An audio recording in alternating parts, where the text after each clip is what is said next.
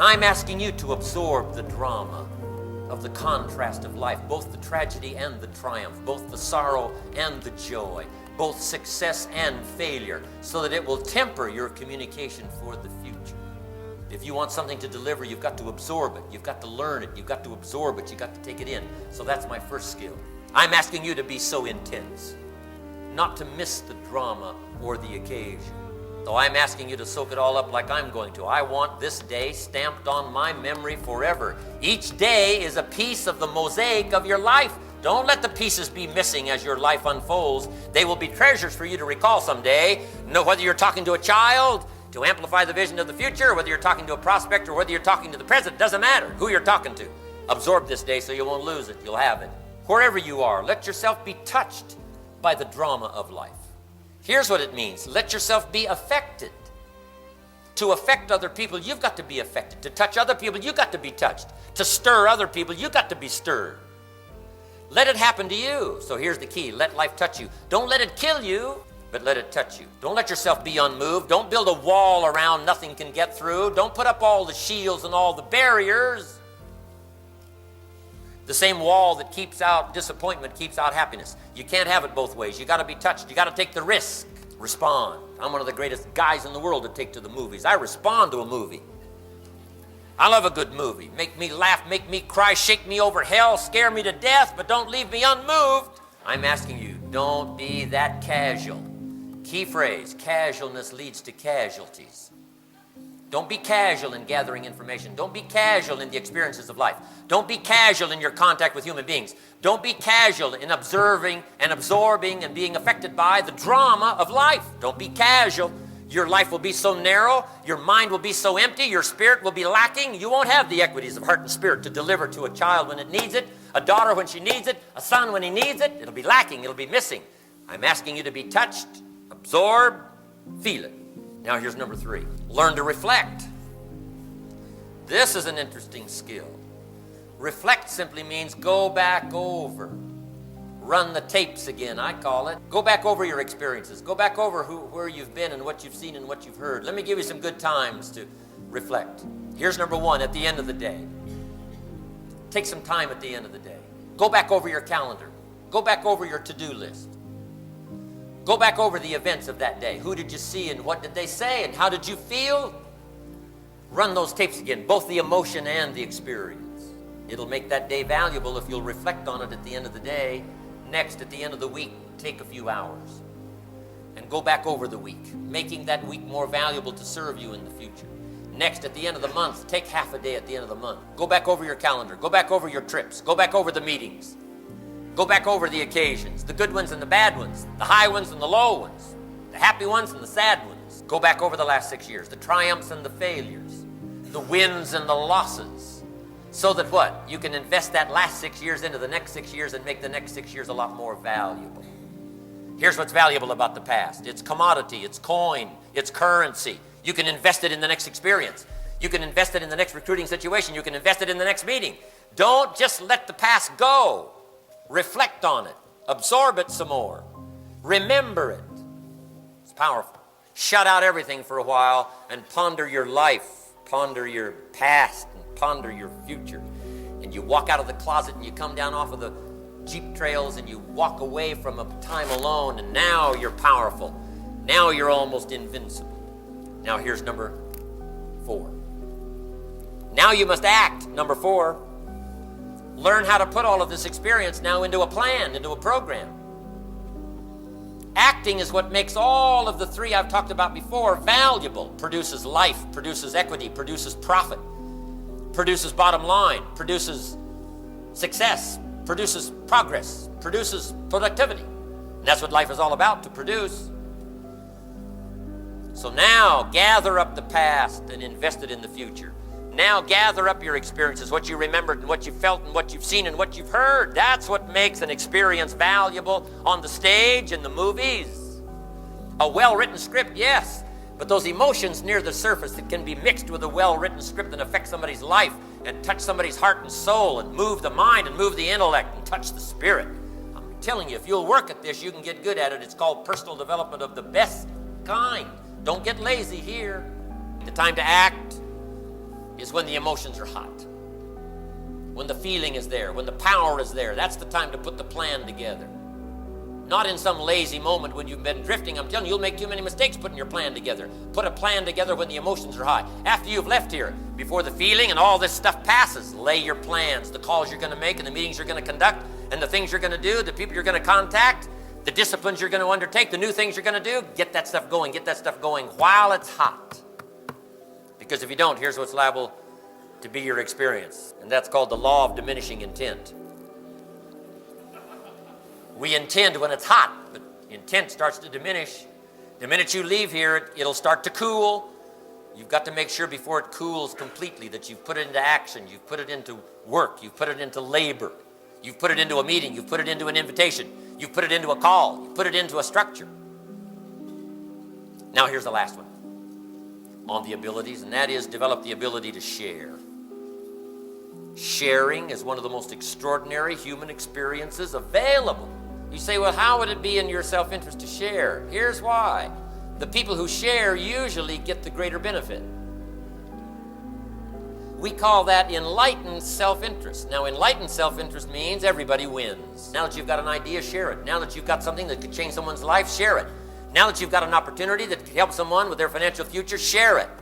Now you've got something that'll help a father walk with dignity and pay his bills on time. I'm telling you, you've got it. Now share it. Don't bottle it up. Here's the clue. If you save your life, you'll lose it.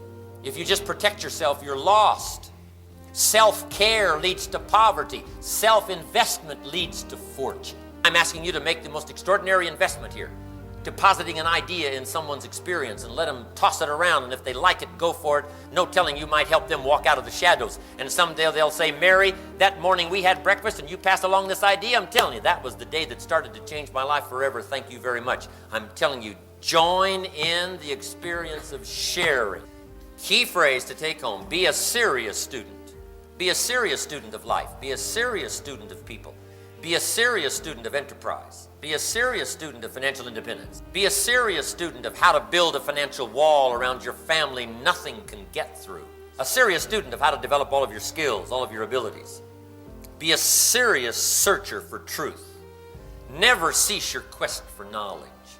That's the first step to success, is learning. Then make this note. Direction determines destination. And you can't change destination overnight, but you can change direction overnight. And if you change some direction overnight, I'm telling you, in 1 week it'll make a difference. In 1 year, the difference will be amazing. So that's what ideas are for. Be a collector of good ideas. The second step to success is good plans. But you've got to develop good plans. If you've got a vision, now you need a good plan to pull it off. If you've got a dream, you need a plan to make it work. If you want to be healthy, now you've got to have a plan. Once the vision is clear, now you've got to commit it to plan, step by step, hour by hour, day by day, discipline by discipline, act by act. Here's number 3, step to success, learning to handle the passing of time. What an important one this is. Learning to handle the changing of seasons, learning to handle the changes in life. Here's what we all have to do. Each take responsibility for the gathering of ideas and getting ready with multiple skills to lead our family by the hand into the 21st century, unafraid, challenged but unafraid, confronted but unafraid, transition but with spirit, heart, soul, confidence. That by language and by spirit and by skill and by commitment to each other, as a nation, as a group, as a company, as an industry, as a community, to handle the passing of time. Just take some patience. You got to be patient. You got to give time. You got to give time to the corporate work of art that's in the making. Patience. It takes time to build an orchestra. It takes time to develop harmony. It takes time to weld together people from multiple backgrounds but single purpose. It takes time to develop the team. It takes time to put it together. So give your project time. Give your organization time. Give your kids time. Here's one of the most important, give yourself time. Don't cut yourself off too soon. Boy, it's easy to say, oh, I'll never learn that. You know, that's out of my reach. Looks like I'm not going to be able to do that. Hey, give yourself some more time. Don't be impatient with yourself. The orchestra will come together. Have some patience. The organization will finally produce. Have some patience. It takes a little patience to help somebody walk out of darkness into light, to walk away from the shadows into success, to walk away from pennies and head for fortune. It takes a little patience. So have some patience with the passing of seasons and the transition. You got to have patience from the spring till the fall, harvest time. Patience through the summer, taking on the challenges and see if you can solve it. Haven't got anything, see if you can change that. Haven't got enough money, see if you can change that. Want to be financially secure, see if you can pull that off. Solve the problem. That's what life is all about, solving the problems, the challenges. Let me give you a little clue on solving problems. Sometimes it's good to take it out of your head and put it on paper. Draw a line down the center of a piece of paper and put the problem here. Just lay it out. You say, well, isn't that negative thinking? The answer is yes, you got to do some negative thinking. You got to ponder the negative side of the problem. You can't come up with good answers unless you ponder the problem. Now, you don't have to live in it. You don't have to dwell on it. You don't have to spend a year on it. But sometimes it's a good idea to list the problem and then say, is that all? Well, no, here's a couple of others. Let's get it all in there so we can come up with good answers.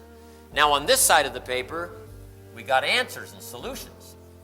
And now, let me give you 3 questions to ask to solve most any problem. Question number 1, what could I do? There's no use going any further if you can solve it. And best you try to solve it yourself before you go any further. Why? Not only do you need the solution, you need the muscle. Here's what we teach in sales training. More important than a sale is the skill of sales. Right? Skills are better than sales. Sales are temporary. Skills are forever. Don't just say, I need the next sale, I need the next sale. Hey, you need the next skill. Skill will give you plenty of sales. So make sure your sales are leading to skills. Then skills lead to plenty of sales. Now, if that doesn't do it, here's number 2. What could I read? There might be a book on your problem. There might be a book on your challenge for the moment. Somebody might have spent a lifetime, put in capsule form, a book that could have some answers. I'm asking you, be diligent. If you've got a problem, be diligent. If you've got a challenge, be diligent. Don't cross your fingers and say, oh, well, hope maybe. Number 1, search your own head. Search your own experience. Search your own heart and soul. See if you can't come up with the answers. But if that won't do it, I'm telling you, go on a search. Futures are too valuable. The quest is too important not to take the time to make the search for ideas. Now, if that still doesn't do it, here's number 3. Who could I ask? Don't hesitate to ask, but now make this additional note. Don't ask first. Go through these steps first. Don't go here first. Why? You need the muscle. You need the exercise. You need the skill. You need the process developed, the strength of the process as well as the answer. You can't believe how much help you can get from people who first of all want to know, were you willing to help yourself? That's the clue. And the reason is because we need the muscle. Haven't we heard the expression, better to be taught how to fish than to be given a fish? Why? Given a fish is temporary. Learning to fish is permanent. What you've got in your hands now, share it. What you've got in your heart, pass it on. What you've got in your soul, deliver it. Some mistakes you've made you benefited from, help somebody. Save them from the errors of their ways. Save somebody from despair. There are some people that won't have the joys of success and power and future until you arrive. So I'm asking you to make haste. Walk out of here in haste to conduct the next meeting, to invest in the next person's life. You'll be rewarded, not only monetarily. Who cares about the money? We're all going to get rich. What matters is richness of the spirit, richness of the heart, richness of the soul. Make this note. Humans have infinite capacity. No telling. We don't lack capacity. We've got the most incredible capacity, but it cannot be expanded and take advantage of unless you pour out what you've got with patience and joy, with anticipation, with excitement. Whether they respond or don't respond. You can't change people, but they can change themselves. Just pour out, pour out. When you pour out, you get bigger. When you pour out, you get bigger. Why wish to get bigger? So you can hold more of the next experience. Take it now, and let's go work miracles with everyone we touch. God bless.